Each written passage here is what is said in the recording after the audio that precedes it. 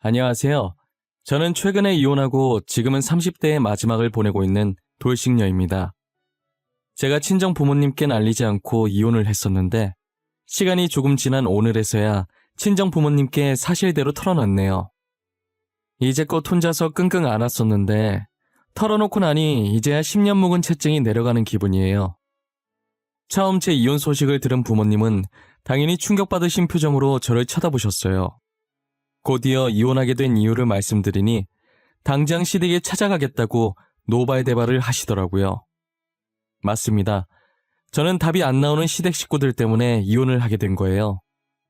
지금부터 제가 왜 남편과 이혼을 할 수밖에 없었는지 그 이유를 여러분들께도 들려드리려고 해요.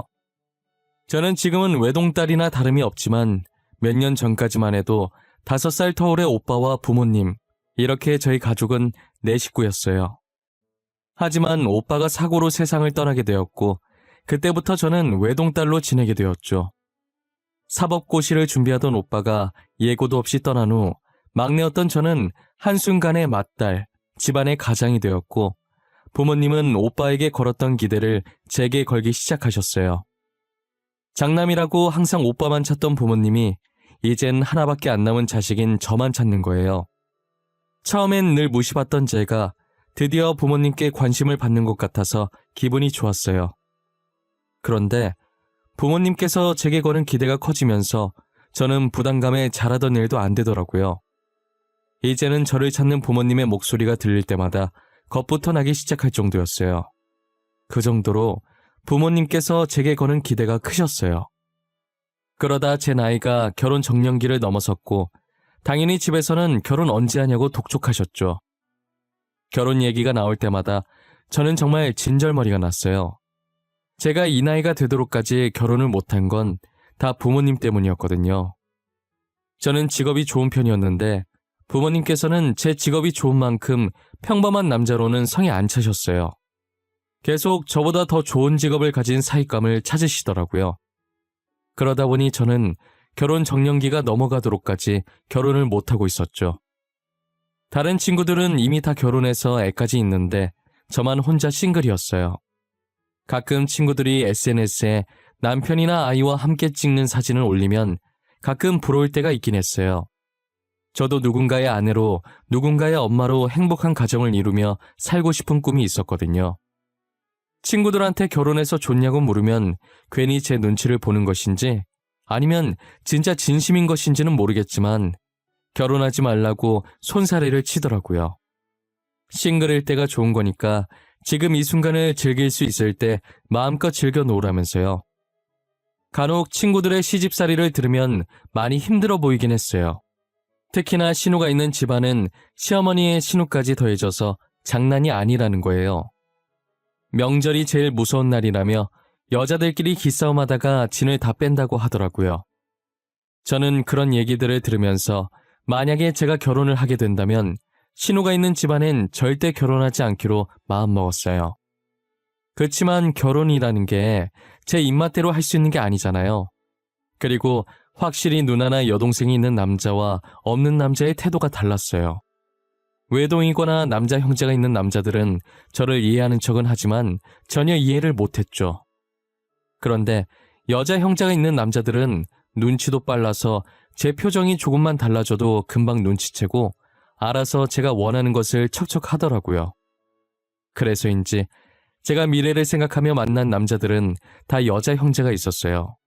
하지만 매번 부모님께서 마음에 안 들어 하셔서 결혼까지는 가지 못했죠. 저는 30 중반이 되어서 직장 동료의 소개로 만난 남자가 한 명 있었어요. 그 남자가 바로 제 남편이었는데요. 깐깐한 저희 부모님 때문에 남편이 대단한 직업의 소유자인 줄 아시겠지만 남편은 대기업에 다니는 저보다 월급이 훨씬 적은 중소기업에 다니고 있었어요. 남편 직업만 보면 당연히 부모님의 반대로 저희가 결혼을 못했어야 했는데 제가 남편을 제 직장 상사라고 거짓말을 쳐서 결혼할 수 있었어요. 지금은 거짓말 친 제 자신을 너무 원망하고 있지만요. 연애 시절 남편은 너무 다정하고 저밖에 모르는 사람이었어요. 제가 원한다고 하면 자기 간도 기꺼이 내어줄 사람이었죠. 취미며 좋아하는 음식이며 개그 코드까지 맞는 구석보다 안 맞는 구석을 찾는 게 더 빠를 정도로 저희는 모든 것이 잘 맞았어요. 이렇게 잘 맞는 사람이 과연 또 있을까라는 생각이 들었고 정말 놓치고 싶지 않을 정도였죠. 그런데 하나 걸리는 점이 있다면 그건 바로 남편의 여동생이었어요. 남편은 저보다 2살 연상이었고 남편의 여동생은 저보다 6살이나 어렸어요. 남편과 8살 차이가 나는 여동생은 거의 누뚱이나 다름이 없었죠. 처음엔 여동생이 있다는 이야기를 듣고 결혼을 해도 될지 아주 잠깐 망설이긴 했었어요. 하지만 콩깍지가 너무 씌어 있어서 그간 친구들 했던 말이 하나도 생각이 나지 않았고 남편과 결혼해서 여동생이랑 같이 살 것도 아닌데 그게 무슨 걱정인가 싶었어요. 결혼 날짜를 잡을 때까지도 주변에서는 그 나이까지 남자가 결혼을 못한 데에는 이유가 있을 거라고, 이제 연애한 지 5개월밖에 안 됐는데 결혼을 너무 성급하게 결정한 것 아니냐고 하더라고요. 그렇게 치면 반대로 저도 이 나이까지 결혼 못했는데 남편과 똑같은 상황이었죠. 제가 그때 콩깍지가 아니라 귀신의 씨였던 건지 당시의 조언이랍시고 해주는 얘기들이 제 귀에는 하나도 안 들어왔어요. 저는 주변의 만류에도 남편이 하기 나름일 것이라는 생각을 하고 남편 하나만 믿고 결혼을 했어요. 그런데 걱정과는 다르게 막상 결혼해서 생활해보니 저희 부부가 분가를 하니까 시댁에 갈 일이 잘 없어서 시어머니와 시누랑 마주칠 일이 별로 없었어요. 명절이나 제사 같은 큰 행사가 아니면 연락도 잘하지 않으셨죠. 얼굴 볼 일이 없으니 당연히 시댁살이 같은 건 없었고요. 남편도 결혼 전과 변함없었고 같이 살면서 의외의 모습을 많이 봐서 오히려 이전보다 더 좋아졌어요. 남편은 제가 알고 있던 것보다 훨씬 다정했고 섬세한 사람이었죠. 제게 부족한 부분들이 있으면 남편은 그 부분에 대해 불평하지 않고 이해하며 같이 채워나갔어요. 그런 모습들을 보면서 이 사람과 결혼하길 정말 잘했다는 생각이 들었죠. 무슨 일이 생기든 남편과 함께라면 다 이겨낼 수 있을 것만 같았어요. 정확히 2년 후 남편의 카드 거래 내역을 보기 전까지만요. 결혼하고 나서 저희 부부의 돈 관리는 남편이 하고 있었어요. 아무래도 남편이 재무팀에서 근무하고 있었기 때문에 아무것도 모르는 제가 하는 것보단 남편이 관리하는 게 더 나을 것 같다는 생각에 돈 문제는 전적으로 남편에게 믿고 맡겼었죠. 그리고 쓰잘데기 없는 곳에 돈을 안 쓰는 양반인 걸 잘 알아서 아무 의심을 안 했던 것 같아요. 저희는 남편 통장에 돈을 넣었고 은행에서 한 통장으로 여러 카드를 만들 수 있다고 하길래 남편 명의로 된 카드를 2개 만들어서 각자 하나씩 들고 다니면서 쓰고 있었어요. 1년 반 정도는 정말 아무 문제 없이 잘 썼었어요. 그러다 제가 한번 결제를 잘못하는 바람에 취소할 일이 있었는데 주말이라 전화 취소는 못하고 요즘은 온라인으로 다 해결이 되길래 혹시나 하는 마음에 남편 노트북으로 카드 내역서를 잠시 살펴봤었어요. 그런데 분명히 은행에서 카드 2개를 발급했었는데 언제 발급했는지도 모를 카드가 하나 더 있더라고요. 그 카드 내역서에는 누가 봐도 여자가 갈 법한 장소와 물건들을 산 내역이 찍혀 있었어요. 네일샵이며 마사지샵이며 거기다 성형외과까지 찍혀 있더라고요. 그리고 제가 가지고 싶었지만 비싸서 포기했던 여성용 화장품도 있었어요. 남편이 저런 곳에 갈 리 없었고 도대체 저런 화장품이 왜 필요했을까 싶더라고요. 아무리 생각해봐도 답은 하나밖에 떠오르지 않았고 결국 제가 내린 결론은 남편의 외도였어요. 최근 들어서 퇴근도 늦어지는 것 같고 밤늦게 나가는 일들도 잦았었거든요. 남자들 결혼하면 변한다는 얘기를 수도 없이 들었지만 그게 제 남편일 줄은 몰랐어요. 이미 남편이 외도하고 있는 것으로 확정짓고 나니 화가 나서 머리가 아파오더라고요. 머릿속에서는 벌써 불륜 드라마 한 편 찍고 난리가 났었어요. 저는 남편만 믿었는데 이런 식으로 사람 뒤통수를 치니 배신감에 도저히 같이 살고 싶지 않더라고요. 저와 나누던 사랑을 다른 여자와도 나누고 있었다는 사실이 너무 소름 끼쳤어요. 남편과 이혼을 해야겠다는 마음을 먹고 카드 거래 내역서를 저장해서 제 폰으로 옮겼어요. 그리고 너무 괘씸한 나머지 안방으로 달려가 자고 있던 남편을 발로 밀어서 침대 밑으로 떨어뜨렸죠. 놀래라. 절벽에서 떨어지는 줄 알았어, 자기야. 아침부터 왜 그래? 깨우려면 그냥 깨우지. 가만히 자고 있는 사람은 왜 밀고 그래? 뼈 부러지는 줄 알았잖아. 오빠는 잠이 와? 마누라 두고 딴 년이랑 바람핀 주제에 편하게 지금 잠이 오냐고. 그동안 나 몰래 이런 짓 하고 다니면서 좋았겠다? 어?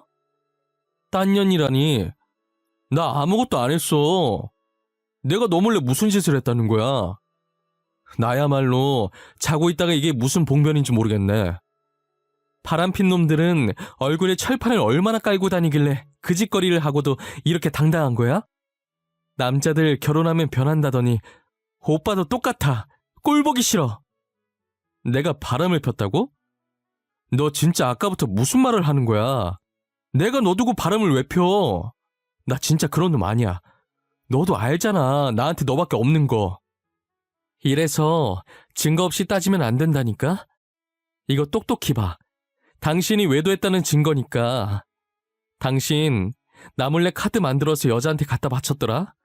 이래도 계속 발뺌할 거야? 남편은 제가 드리민 카드 내역서를 보더니 그제서야 사태 파악이 된 건지 저와 눈을 못 마주치고 얼굴은 점점 새하얘지기 시작하더라고요. 그러더니 아까의 당당한 모습은 사라지고 말까지 더듬으면서 해명을 하더라고요. 그니까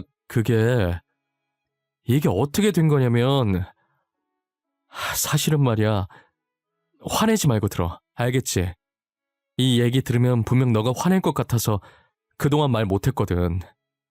아까는 그렇게 당당하더니 증거 보여주고 나니까 이제서야 잘못됐다는 생각이 들어? 나 이미 오빠랑 이혼하기로 마음 먹었어. 그러니까 변명할 필요 없어. 그딴 변명 들어줄 생각도 없으니까. 바람 피운 건 진짜 아니야. 그건 진짜 맹세할 수 있어. 사실 그 카드가 우리 엄마랑 동생이 쓰고 있는 카드야. 그 내역서에 찍힌 것도 엄마랑 동생이 쓴 거고. 뭐? 어머님이랑 아가씨가 그걸 왜 쓰는데? 아니, 왜 내 허락도 없이 당신 마음대로 그랬어? 통장에 당신 돈만 있어? 아니잖아. 적어도 나한테 물어보고 결정했어야지. 나도 이렇게까지 흥청망청 쓸 줄은 몰랐어. 그렇다고 다시 카드 달라고 하기도 그렇고. 그래서 내가 혼자서 그 돈 메꿔보려고 밤에 대리도 뛰고 했는데 미안해. 요즘 퇴근도 늦고 밤마다 계속 어딜 나가더니 이것 때문이었던 거야? 어머님이랑 아가씨가 싼 똥 혼자서 치우느라? 오빠도 참 미련하다. 알고 보니 그 카드 내역서에 찍힌 것들이 다 시어머니와 신호가 쓴 것들이더라고요. 돈 버는 저도 벌벌 떨면서 결제하는 것들을 시어머니와 신호는 아무 일도 안 하면서 남의 돈으로 저런 것들을 다 하고 다녔다는 게 너무 화가 났어요. 누구는 남 밑에서 좋은 소리 안 좋은 소리 다 들어가며 힘들게 돈 벌고 있고, 누구는 집에서 놀면서 남의 돈을 자기 돈 마냥 쓰고 있고, 지금 이게 무슨 경우인가요? 저는 당장 시댁에 가서 남편이 줬던 카드를 다시 뺏어와야겠다는 생각이 들었어요. 정말 이대로 놔뒀다간 당장 저희 생활비도 다 날아가게 될 것 같았거든요.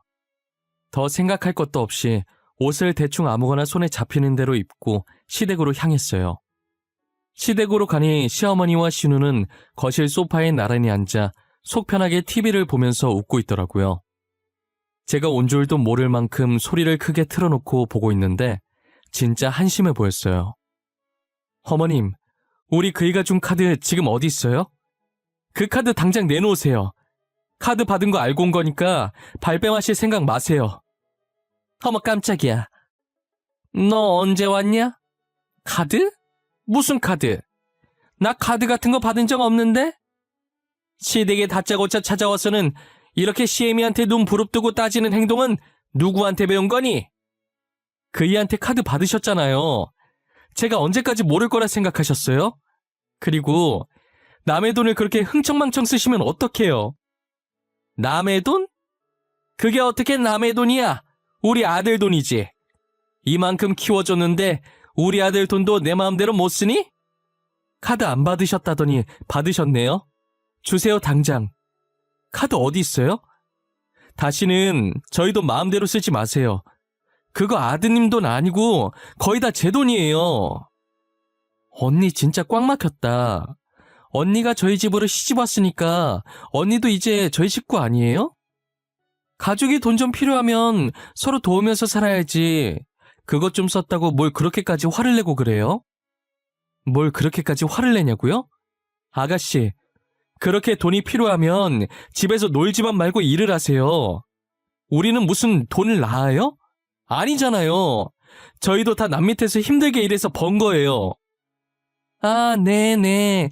남 밑에서 정말 수고가 많으시네요. 아니, 막말로 제가 오빠 통장에 있는 돈 쓰는 건데 언니 돈이라는 증거가 없지 않아요? 저희는 당연히 오빠 돈이라고 생각하고 쓴 거잖아요. 카드 내놓으라고 하니까 시어머니와 신우는 말도 안 되는 억지를 부리면서 카드를 안 주더라고요. 솔직히 말해서 통장 명의만 남편 거지 그 안에 있던 돈은 거의 다 제 돈이었거든요. 저랑 남편 월급부터가 2배 이상 차이가 나는데 거기 있는 돈이 전부 남편 돈일 리가 없잖아요. 여기서 더 말해봤자 제 입만 아플 것 같아서 카드를 못 받은 채로 집으로 돌아왔어요. 그리고 그 카드를 쓰지 못하도록 도난 카드라고 신고를 해놓았죠. 신고를 하고 얼마 지나지 않아서 바로 신우한테 전화가 왔더라고요. 저랑 그 난리를 쳤으면서 카드를 들고 마사지샵에 간 거예요. 언니가 카드 도난 신고했어요? 마사지 받고 결제하려니까 도난 카드라고 안 된다잖아요. 도난 신고한 거 빨리 취소해요. 얼른요. 당장 결제할 돈도 없단 말이에요. 그러게, 진작 카드 달라고 했을 때 주셨어야죠. 제가 가만히 있을 줄 알았어요? 그리고 저랑 싸운 지 지금 몇 시간이나 됐다고 그새 그 카드를 들고 나가셨어요? 언니 진짜 자꾸 이런 식으로 할 거예요? 저희 오빠랑 이혼하고 싶어요? 빨리 도난 신고 취소하라고요. 결제를 못해서 못 나가고 있단 말이에요. 그건 아가씨 사정이죠. 잘 됐네요. 아가씨 거기 되게 좋아하셨잖아요. 평생 거기서 살면 되겠네요. 그럼 잘 지내봐요. 저는 도난 신고를 취소해줄 마음이 전혀 없었어요. 남편은 저희 통화를 듣고 옆에서 안절부절 못했지만 제가 화가 난 게 보이니 아무 말도 안 하더라고요. 그러다 남편 휴대폰이 시끄럽게 울리길래 봤더니 신우가 이번엔 남편에게 전화를 한 거예요. 남편이 폰을 들고 제 눈치를 보길래 남편 폰을 뺏어서 그대로 전원을 꺼버렸어요. 눈치 없이 신우 편을 들었다간 이혼당할 것 같으니 제가 자기 폰으로 뭐라든 얌전히 있더라고요.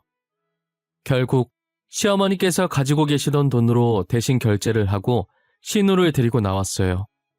그리고 저는 또 이런 일이 생길 걸 방지해서 남편에게 돈 관리를 따로 하자고 했어요. 남편도 순순히 그렇게 하자고 하더라고요.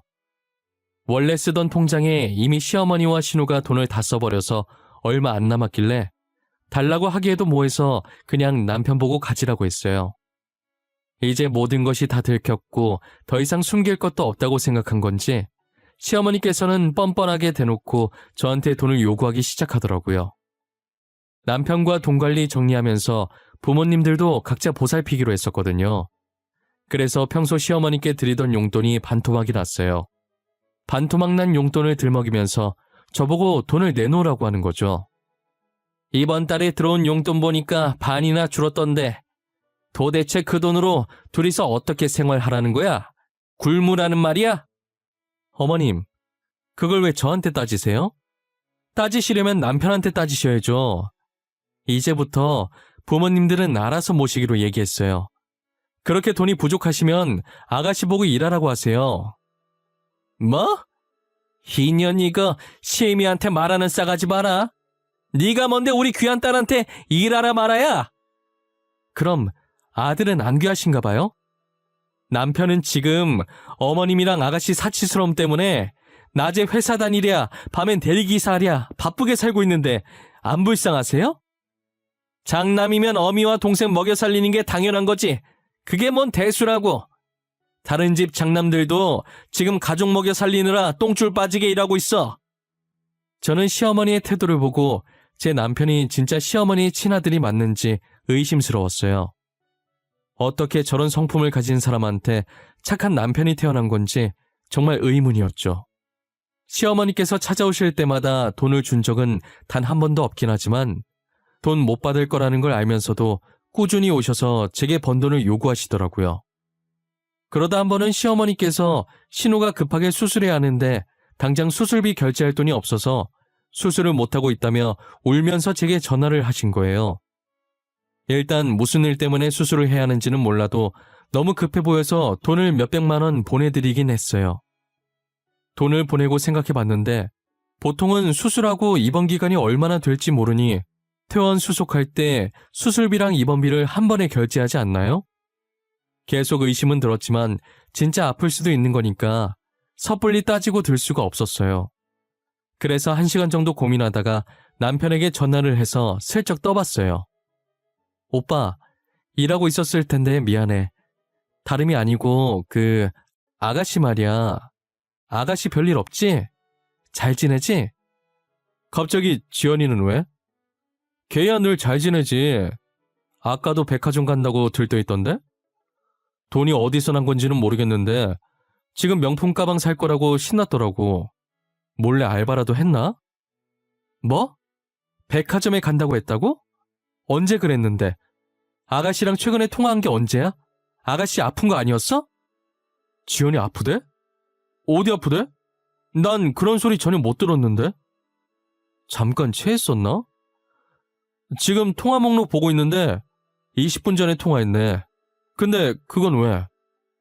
20분 전에 통화했다는 남편의 말에 대꾸도 안 하고 전화를 끊어버렸어요. 그리고 저는 퇴근하자마자 시댁으로 달려갔죠. 시댁에 갔더니 저를 맞이하는 건 수술받아서 병실에 누워있어야 할 신우가 떡하니 거실에서 고기를 구워 먹고 있는 모습이었어요. 그것도 명품 가방을 애기 다루듯이 애지중지 껴안으면서요.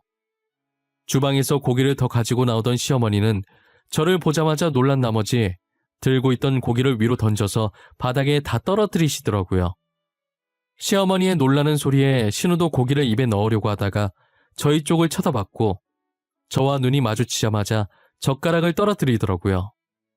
일단 저는 아무 말도 하지 않았고 휴대폰을 들어서 남편에게 당장 시댁으로 오라고 했어요. 남편이 시댁으로 오는 동안 셋은 그 자리에서 누구 하나 움직이지 않고 어색한 기류만 흐르고 있었어요. 그러다 신우는 들고 있던 명품 가방을 조용히 다시 종이백에 넣더라고요. 유진아, 무슨 일이야? 나 왜 오라고 한 거야? 근데 여기 분위기가 왜 이래? 나 없는 동안 싸웠어? 야, 지연아, 엄마랑 언니 싸웠어? 거기는 왜 또 땅바닥에 뒹굴고 있대? 오빠, 여기서 선택해. 시댁이야, 나야. 어머님이랑 아가씨야, 아니면 나야. 딱 한 번 기회 줄 거야.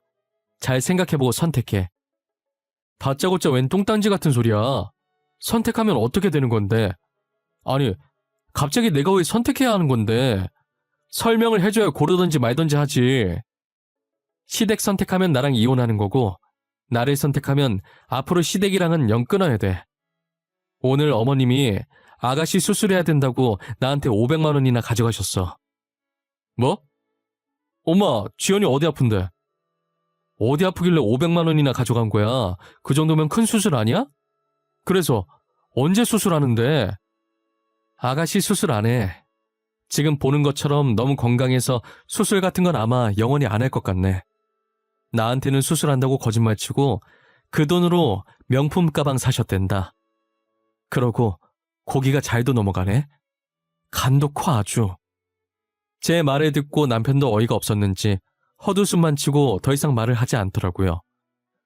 저는 이 자리에서 당장 시댁인지 저인지 남편 보고 선택하라고 했어요. 남편은 어떻게 고르냐고 저도 포기 못하고 시댁도 핏줄이라 포기를 못하겠대요.